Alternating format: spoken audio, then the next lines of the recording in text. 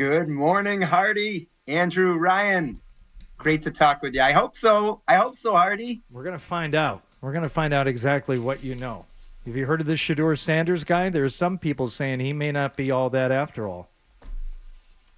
Heard of him. Okay. All right. No, we're not going to. His number got retired. How could he not be all of that? We're not going to talk Shedeur Sanders right away. But for all of the talk for months and months and months now leading up to this draft, is it not more falling into place and looking more likely every single day that Will Campbell will be selected 4th overall by the Patriots?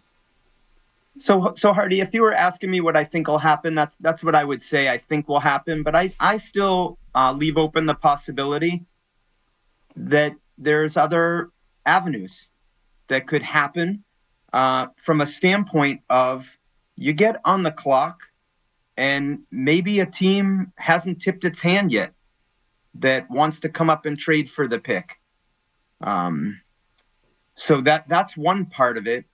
And I think that as much as Will Campbell fits their program, their culture, and he is what I think will ultimately happen, I don't think he's the only one.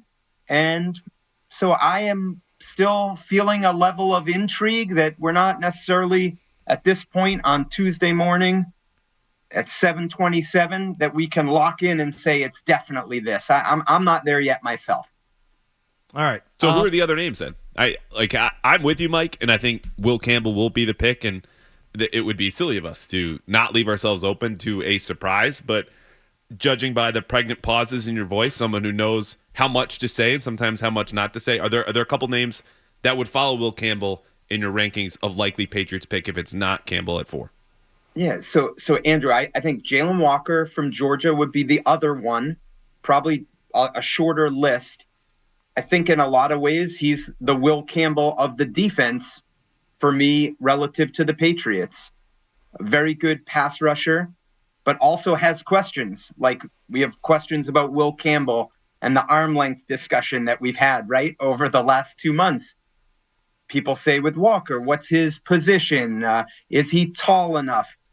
It's sort of, to me, the same question on the defensive side because he also, like Will Campbell, fits like a glove relative to the culture and the program, right? So either one of those, I think, would be great. And I think the other piece is the trade down, Andrew. Like we're looking at this through the lens of the number 4 pick. Well, it doesn't sound like there's a lot of teams that want to come up to number 4. How many times have we seen over past years that all it takes is one, right? That we don't know, that's laying in the weeds, that offers the Patriots a package to move back a little bit. And then all of a sudden you're opening it up to a wider number of players. All right. What's the most likely scenario, though, that would result in somebody offering the Patriots to move up at this, late juncture here? So now we're getting down into the, the days where, teams actually make these calls and they start talking about, moving up, moving down. This is when it starts to happen and then really happens night before, day of, in the moment. What's the most likely scenario? Because right now I just can't see it. I can't see somebody dropping that someone else behind you needs, that somebody else is able to convince themselves, okay, we need that number 4 pick. We need to move up and get who? How does that play out, Mike? Hardy, I think it probably goes to what you talked about at the start of this with Shedeur. Is there a team that feels strongly enough? Because usually it's a quarterback, right, that a team's coming up for. Doesn't feel that way, right? But maybe there's the Saints situation with Derek Carr has created a level of urgency.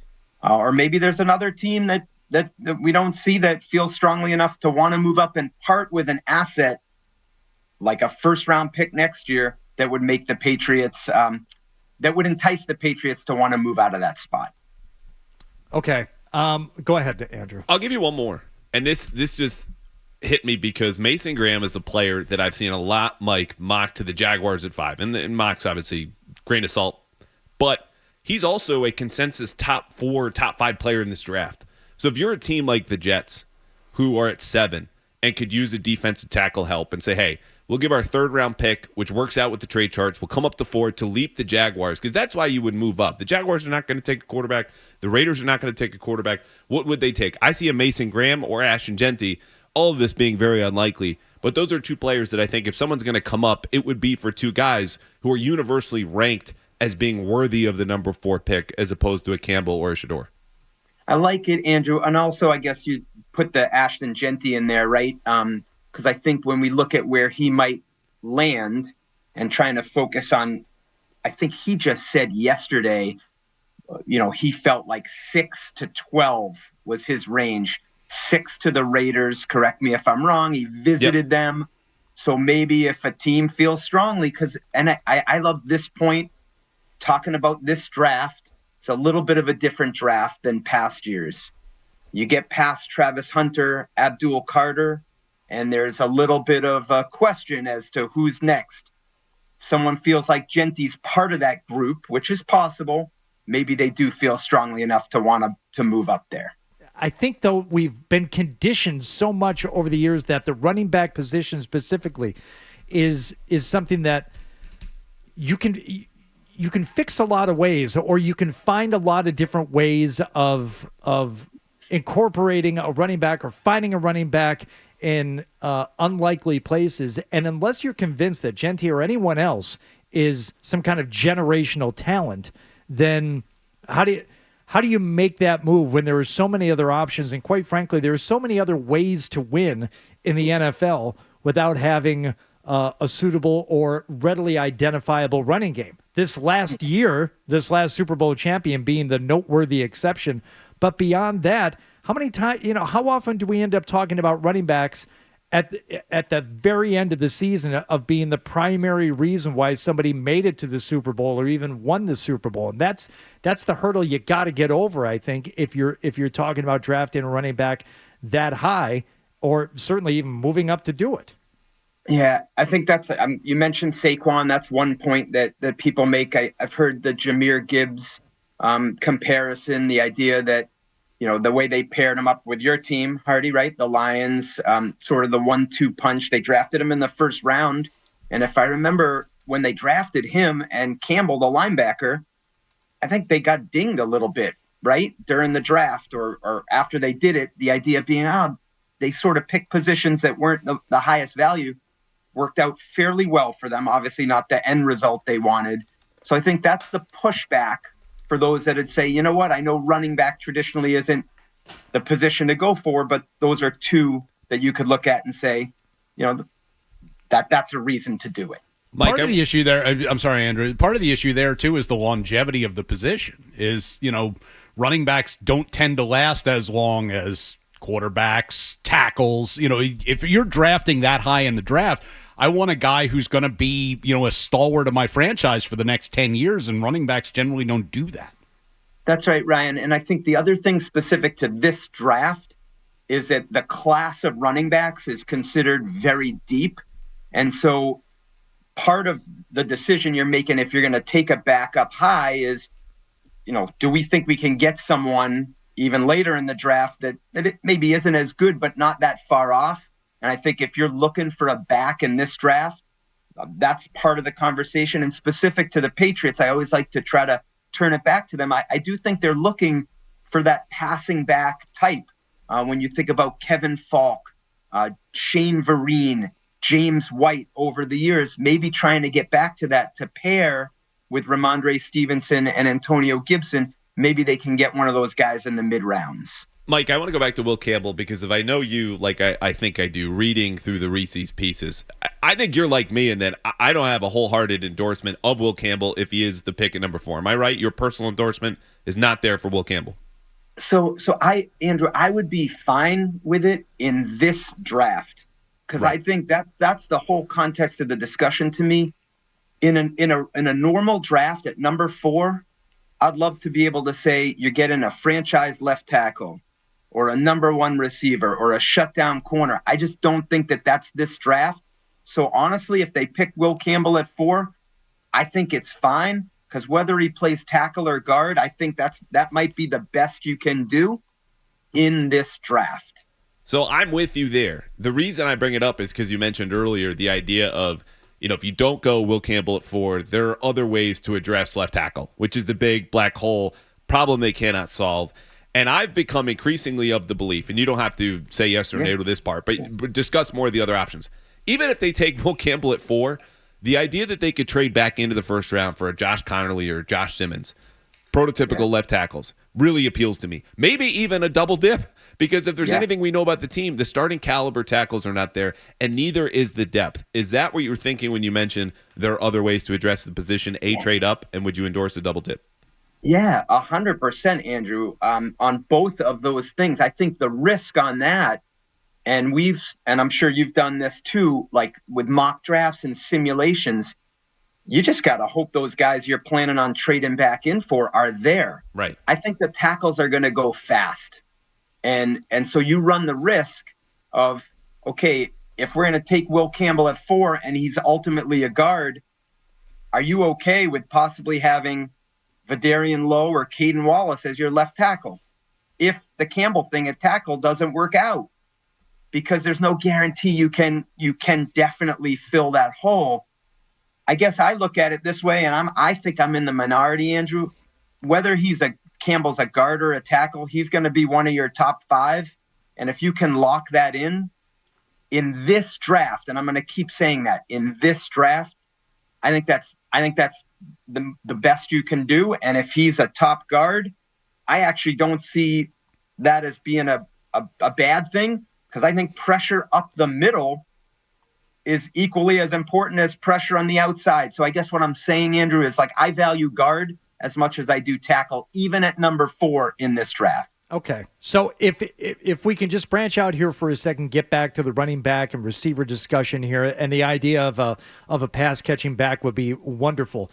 If you're looking at some more creative ways of protecting Drake Maye, which is my number one priority with this draft, or helping Drake Maye, I don't want things screwed up for him, because he does seem to identify as, the biggest asset this team has for future years.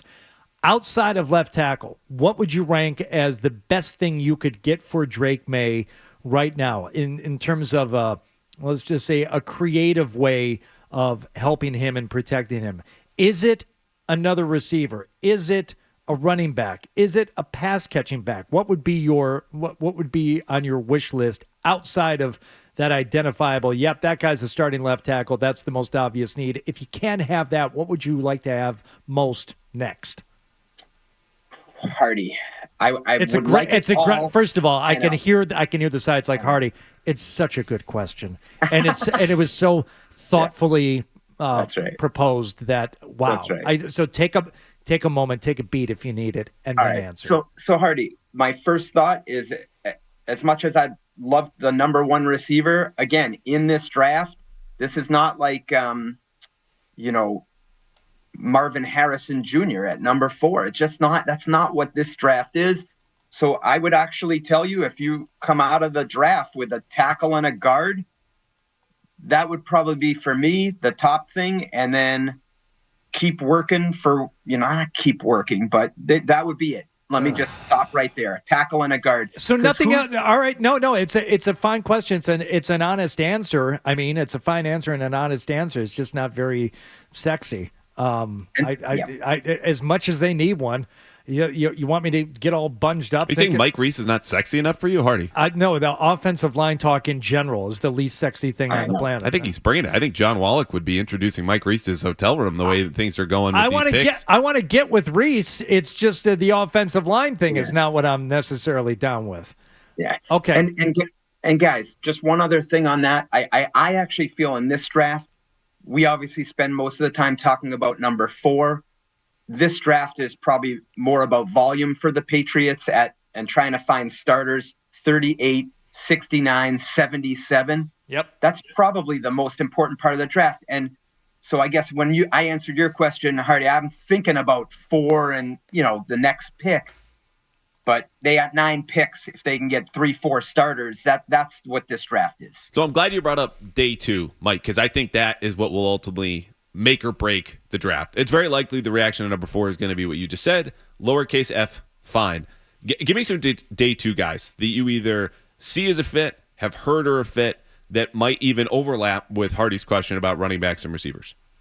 Yeah, so we talked about trading back in if on the tackle thing. So like the Josh Connerly, I mean, I know this is a pipe dream, Andrew, but if you were to do Campbell Connerly, you might have just reshaped the left side of your line. And I think that would be incredible investment in Drake Maye. I'd also not look over defensive tackle. Like they want to play with rotation and waves. So you love Milton Williams in there. You're hoping Christian Barmore can be in there. That's a great start. Who else do you have? Talked about Joshua Farmer of Florida State in a recent column that I wrote in terms of maybe in that third round range. Trevor Etienne, the pass catching running back. Hardy, to your point about building around Drake Maye.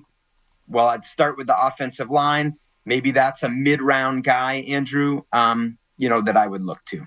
All right. Mike Reiss, appreciate the time as always, buddy. Thank you. Have fun this week. Awesome. Hardy, Andrew, Ryan, great being with you. Have a great rest of the show. All right. Appreciate it. See you Thursday, buddy. If you like that clip, and how could you not? Check out more videos from Toucher and Hardy here. Point slightly up and to the left.